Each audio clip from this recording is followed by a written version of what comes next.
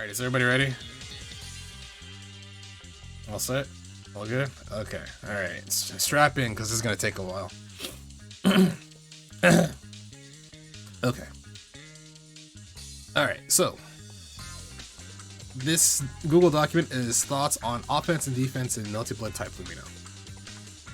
Hey, I'm Foxo. I'm primarily a Uni player, not a Melty Blood player, but I've been enjoying playing Melty Blood Type Lumina. This doc is a write-up of my perspective on offense and defense. I actually didn't intend for this to be public at all, but several people said they were curious, so why not?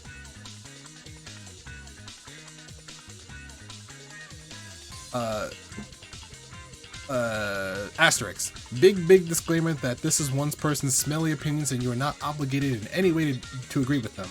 I'm not even a legacy multiplayer, certified not an OG, but if you take the time to read through it and take anything valuable from it, kudos. I like how he prefaces that. Okay. Basics of offense. I think that the first thing that has to be discussed about Type Lumina's offense is that throw is completely and utterly unreactable. When the situation arises, you're as good as guessing. What about option selects? Yes, they definitely do exist. If you're curious, Diaphone made a great video covering the topic pretty thoroughly. Link here. However, these option selects are tight to input and generally serve to add a second layer that is just as fallible. OSing or choosing to respond to the situation in any way may put you in a significantly worse situation than taking the throw. For example, let's say Shiki runs up to you and presses 5A. Anticipating a tick throw, you use the most generic method to tech, and you press 1 AD. Unfortunately for you, Shiki frame traps with 5A to AA. Your throw gets counter hit, and you are now being comboed and the situation will repeat. Now, let's say you anticipate this, so instead of teching with AD, you tech with 1D AD, so that the shield will counter his frame trap or tech the throw. Unfortunately for you, Shiki pressed 5A and then I instant air dashed at you, so you got fatal counter from the overhead on your low shield and this situation will now repeat. Now, let's say you anticipate this, so instead of taking with 1D AD, you tech with 3C AD, so that 3C will counter his instant air dash. Unfortunately for you, Shiki frame trapped you with 5A to AA, so your 3C got counter hit and the situation will now repeat. Now let's say you anticipate this, so you try to stand up to input Moondrive after 5A. Unfortunately for you, now let's say you anticipate this, so you opt for guard cancel heat. Unfortunately for you, now let's say you anticipate this, so you 1D on his approach. Unfortunately for you, now let's say you anticipate this, so you heat on his approach. Unfortunately for you, and so on ad nauseum. There simply isn't any defensive action you can take against the most basic universal strike throw threat in this game that does not open you up to punishment. As it should be. Strike throw is relatively strong in this game, especially when paired with the speed of movement. When you are put on defense, you are tasked with making committal decisions relatively quickly in order to escape this basic threat. Depending on the matchup, taking the throw may put you in a significantly worse situation. Set play, combo throw, getting carried to the corner. Ultimately, there is no one correct answer for every situation, and each player has to weigh risk-reward with the information that the opposing player has given them about their offensive habits. TLDNR, like it or not, this game has messy guessies. So yeah, as you can see from his post so far, he pretty much breaks down like how the flow of the game goes on offense, and you're just like, well, this doesn't seem fair, and it's like, yeah, it's a fighting game. You're not supposed to have an answer that beats everything. Can you get the link to this doc? It is in my Discord. Someone link it, please. Please. Thank you. Okay. Basics of defense. However, shield exists, heat exists, moondrive exists, mashing, the forbidden fruit exists. Forbidden. In fact, Type Lumina has so many defensive options, you may wonder how someone ever maintains offense in this game. There's almost always something a single button press away to say, no, get off me, I don't want to hold this. While this is inarguably true, the nature of good defense in this game is not dice rolling through the system mechanics, it's balancing the threat of the opponent's offense with resources, game state, and risk reward. Let me present a scenario. You are corner bar arc. You are on 20% of your life bar, have 1 bar of meter, you barely made it to 50% moon gauge from the last time you got thrown, and arc just pressed 214A. Or was it 214B? Remember, you have no way of knowing it. It is a raw guess between elbow going for throw or elbow into punish frame trap.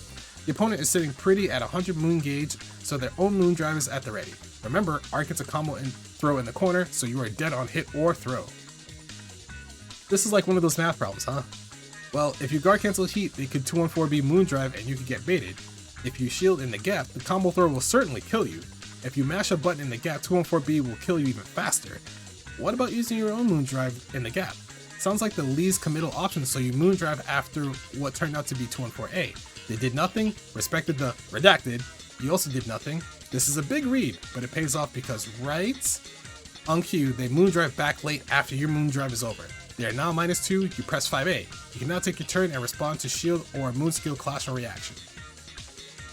Asterisks. If you're uninitiated, you can learn about delayed counter moon drive here. That's a Scrot redacted tech. Unfortunately for you, they gambled on their 2-2B reversal and it worked. Because you are cornered, they confirm into a full combo from their DP and you perish. GG's. Shake my hand. If you were looking for a right answer to this situation, there truly was none. You had to guess, and because you popped moon drive, you still had to guess, and then again because of your opponent's moon drive, and you could be wrong and die at every stage. The best chance you had of survival was to use the system mechanics to reduce the number of guesses down to a situation that was manageable as possible. This is the essence of defense in Type Lumina. It's truly impossible to be correct It is truly impossible to be correct all of the time on defense, but you can leverage your resources to make the situations more manageable, or dice roll and hope for the best. And that's what this is primarily about. Resources. Moon gauge management. You've read this far and you still only mention shield in passing. Sorry about that.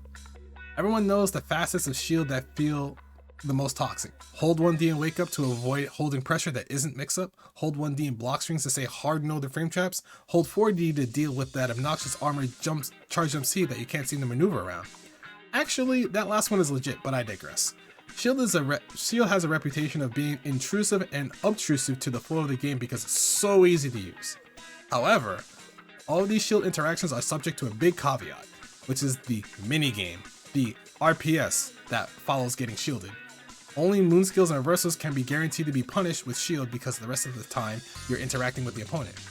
There's a lot to unpack about this mechanic, but to simplify some of my own work, I'll just link Mavi's doc going over shield interactions. If you're following along, you can click on that link and you can see more about shield interactions. Again, there's a lot here, but the important aspect that I want to focus on is how moon gauge changes these interactions. If your moon gauge is above 50%, you have access to an offensive shield lunge, BC, at the cost of 5/11ths of moon gauge wherever you are shielded. This is a strong option that is relatively hard to call out consistently at every range, and it gets that much harder if the defender who's shielded doesn't also have access to lunge. Yes, there are answers to lunge, and delayed shield follow-ups make shield situations even more murky and loose than they already are, but I don't think that this option could be disregarded at surface level.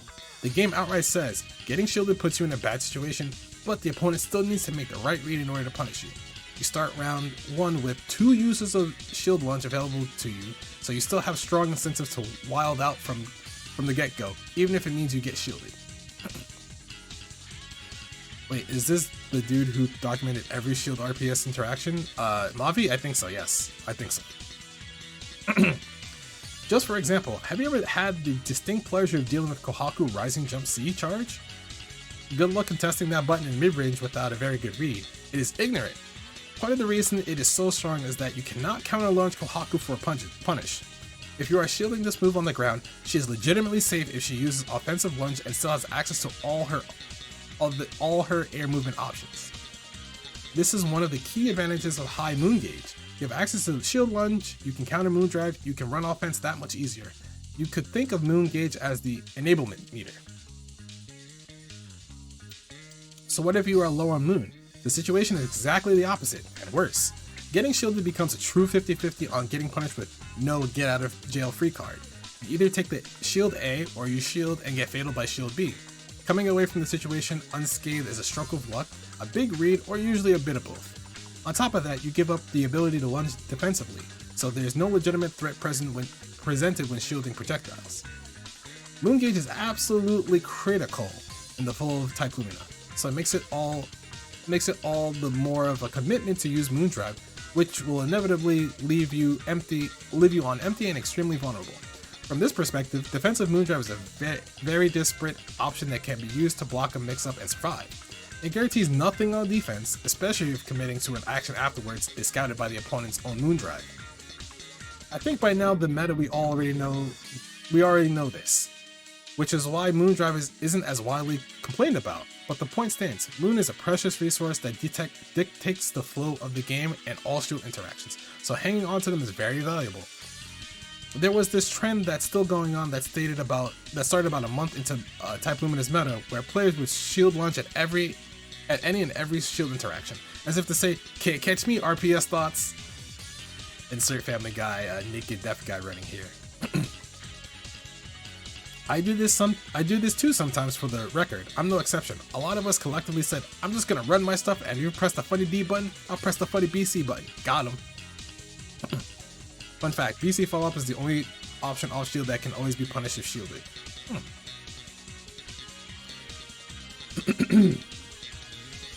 The issue there is that while it is a good short-term decision, you aren't at liberty to make it more than once without putting yourself at a severe disadvantage.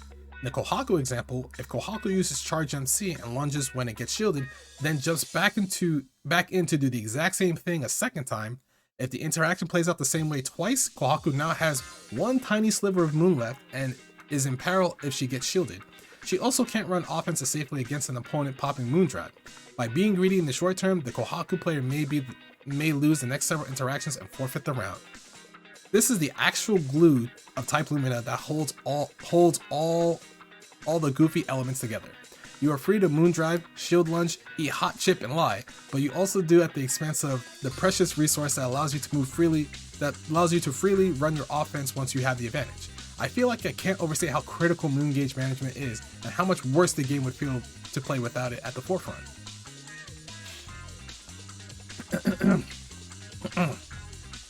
Meter management. Heat is the other defensive mechanic that says, "I'm done holding this, get off me," and more egregiously than shield. Especially with the introduction of held heat this patch, it's really hard to deal with consistently. The challenge it presents to the attacker is not necessarily from heat itself. It's from all of the ways that the defender can blow up the attacker for trying to bait heat. This dynamic was amplified even further by anti-heat OS being nerfed and locked into a longer recovery window, so the defender can backdash and punish for a full combo. Held heat also deals with the standard anti-heat OS. It's very difficult to keep the opponent from face rolling ABC. What are we supposed to make of this? Are we just supposed to get heated at every opportunity? Why are we here? Just to suffer? I think mostly yes, at the expense of their meter. The opponent gets to try to mount a comeback, and if they get a hit, they confirm to arc drive and possibly even up the health bars. Things are that much worse if they have access to Blood Heat, a mechanic that I wouldn't dare try to defend. But, and this is a big but, heat does no damage. In most cases, it guarantees nothing. But Flop gets guaranteed chip after heat. You consented to that chip when you didn't press the funny D button, I'm sorry. When compared to the likes of Veilloft and Hilda, heat is annoying, but it doesn't turn the tables so hard as to put you into a guess for a game situation, not nearly. In that sense, heat is still very annoying, but that doesn't directly threaten the attacker in the same way that shield does. Baiting heat is ideal, but it doesn't seem intended to be fundamental to running offense in the same way that playing around shield is. If anything, it seems that baiting heat is now intended to be a hard callout, like to close a round. Honestly, if you were to point to one thing in this patch to say, you say why though, it's this. Yeah, sorry, butchered that, sorry. So you've chosen chip. There's supposed to be a paragraph in here about meter management being important and heat potentially throwing away the ability to convert straight hits, run strong Oki, or keep pressure going. When all your meter runs out and you are sad, but my dog ate it. At the very least, I can say that heat is the hardest defensive mechanic to deal with, but also the least inherently dangerous. Unless it's Blood Heat. All my homies hate Blood Heat.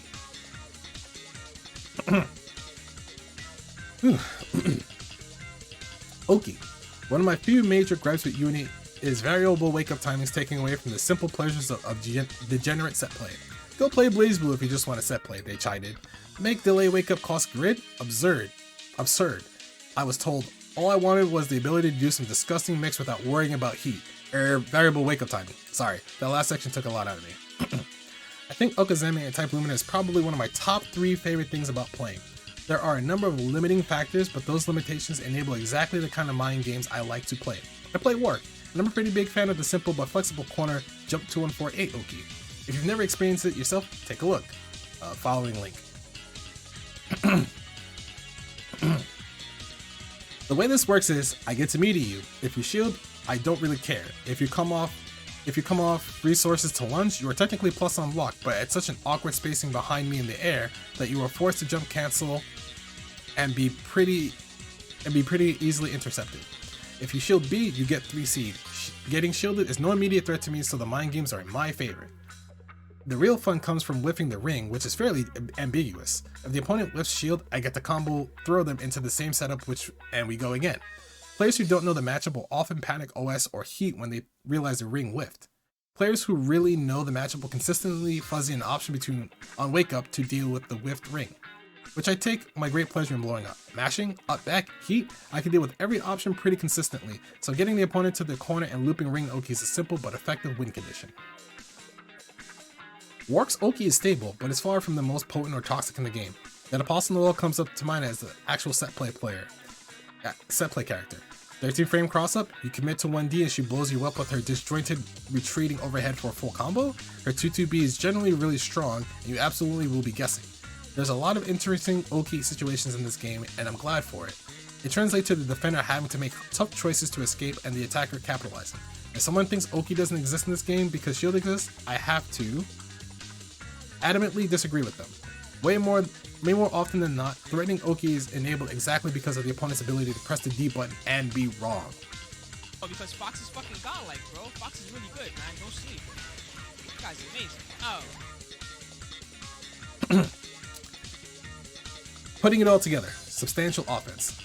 If there were one takeaway from this that I'd want to leave someone with, it's that Type Lumina not only encourages, but adamantly requires both committal offense and defense. I think it's one of the most interactive fighting games ever made, for better or for worse.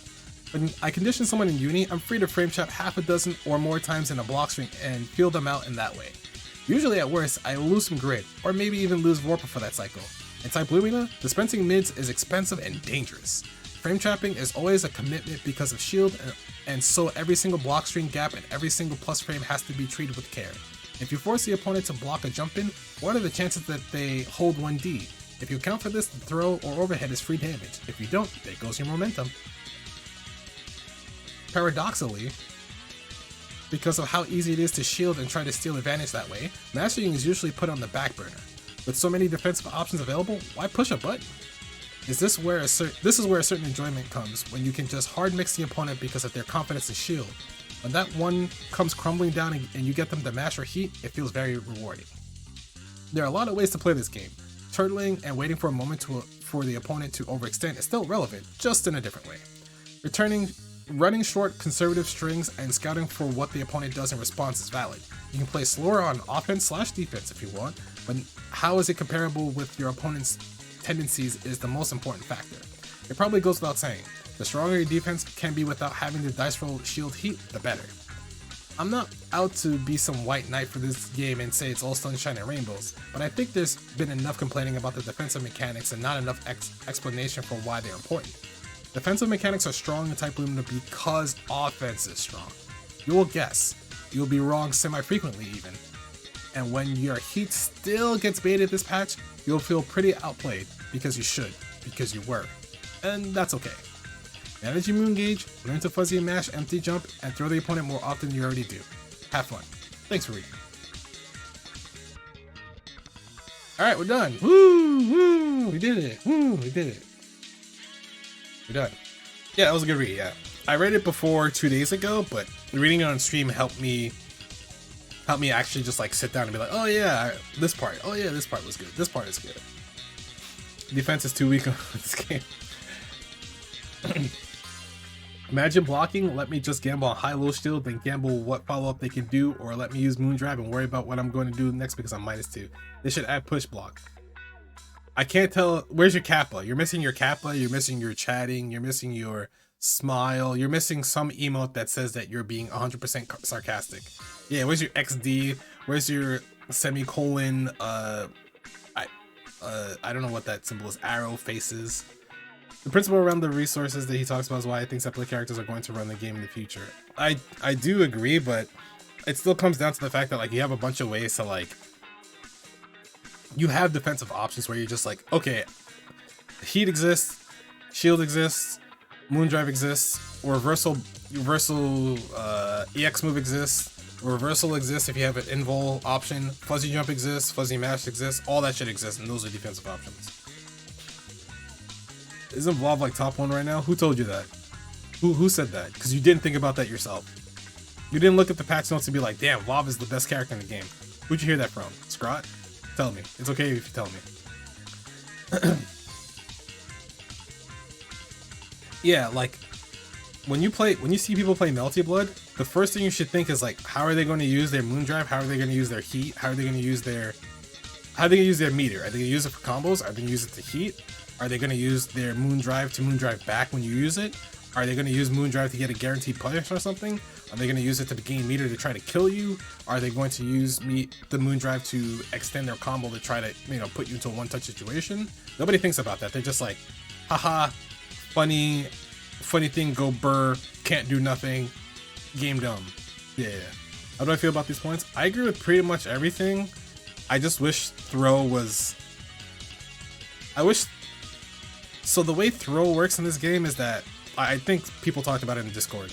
The way throw works in this game is that because there is a run for how far you are, so let's say like someone like knocks you down and you want to option select throw, right? Like normal option select throw, not the 3C one, like the 1AD, the 1D 180 stuff, or the delayed throw.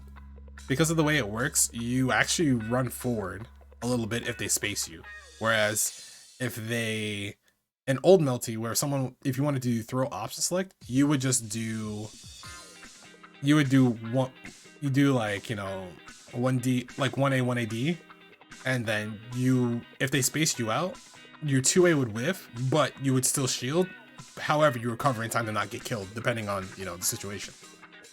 In this game, because you do that, you actually run forward if they space you out. You can die because you still have to do the throw animation. That's the one thing I don't like. I do not like that.